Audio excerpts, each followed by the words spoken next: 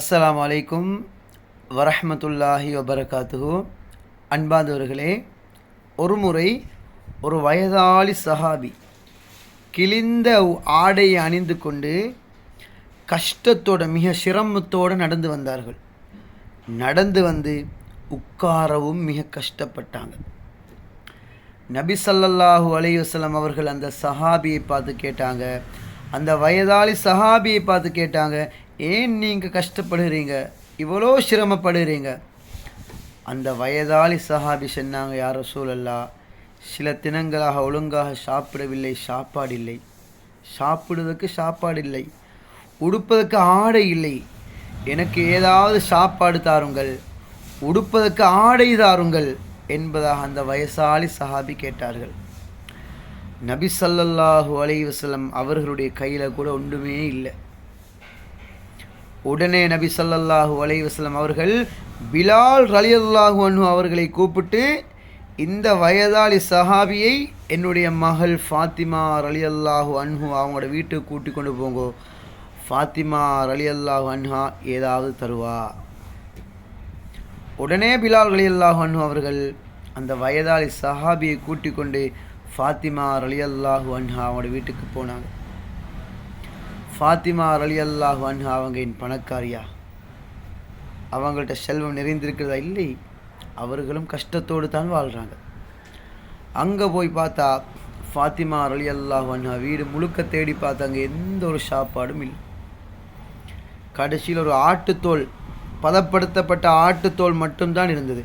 அதை எடுத்து அந்த வயசாளி சஹாபிக்கு ஃபாத்திமா ரலியல்லாஹு அன்ஹா அவங்க கொடுத்தாங்க.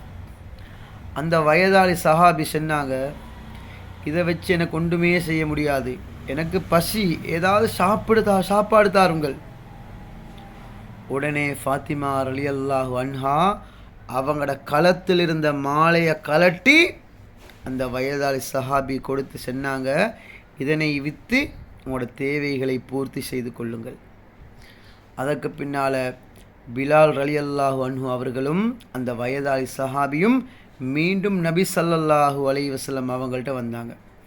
நபி ஸல்லல்லாஹு அலைஹி வஸல்லம் கேட்டாங்க, என்னுடைய மகள் எதனை தந்தார்கள்? பிலால் ரலியல்லாஹு அன்ஹு சொன்னாங்க, ஆட்டுத்தோலும் ஃபாத்திமா நாயுடைய மாலையையும் கலட்டி தந்தாங்க. உடனே நபி ஸல்லல்லாஹு அலைஹி வஸல்லம் அவர்கள் சஃபையில் இருந்த மக்களிடம் கேட்டார்கள், இந்த மாலையை யாராவது வாங்குவீங்களா? பணம் கொடுத்து வாங்குவீங்களா? அந்த சஃபையில் இருந்த அம்மார் ரலியல்லாஹு அன்ஹு சொன்னாங்க, யார் ரசூலல்லாஹ், நான் வாங்கிக் கொள்கிறேன். அம்மார் ரலியல்லாஹு அன்ஹு அவர்கள் அந்த மாலையை வாங்கி போட்டு 200 வெள்ளிக்காசிகள், அதே போன்று பல திருகங்கள், அதே போன்று இறைச்சி, அதே போன்று ஒட்டகம், கோதுமைமா அனைத்தையும் அந்த வயசாளி மனிதனுக்கு கொடுத்தார்கள். அதற்கு பின்னால் அந்த வயசாளி மனிதன் ஃபாத்திமா ரலியல்லாஹு அன்ஹா அவர்களுக்கு அதிகமாக துவா செய்து போட்டு போனார்கள்.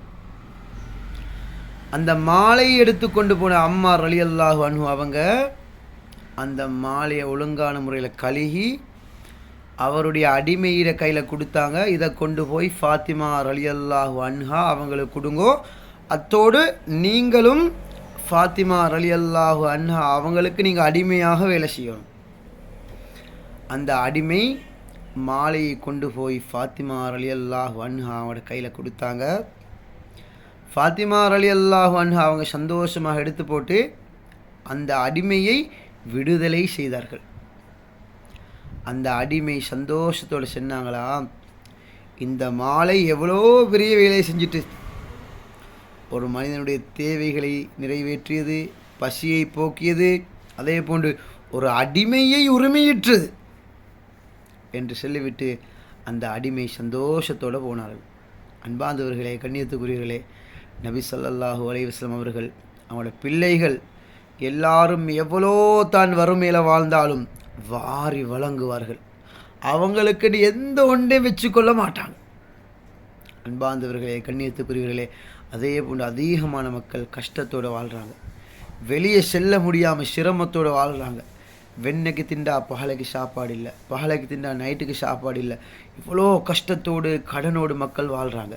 இப்போ ரமலான் மாதம் வருகுது, உங்களால் முடியுமான சதக்காக்களை ஜக்காத்துகளை தேடி தேடி கொடுங்கள். அல்லாஹ் ரஹ்மத்து செய்வான், அல்லாஹுடைய அன்பும் கிடைக்கும். அதிகமாக சதக்கா கொடுத்தீங்களாண்டா உங்களோட கலா கதிர் மாற்றப்படும். கெட்ட ஆபத்து, கெட்ட முசீபத்து, பயங்கரமான நோய்களை விட்டும் இந்த சதக்கா உங்களை பாதுகாக்கும். அதனால் அதிகமான சதக்காக்கள் கொடுங்கோ. அல்லாஹுடைய கோபத்தை தணிக்கக்கூடிய ஆயுதம் இந்த சதக்கா தான்.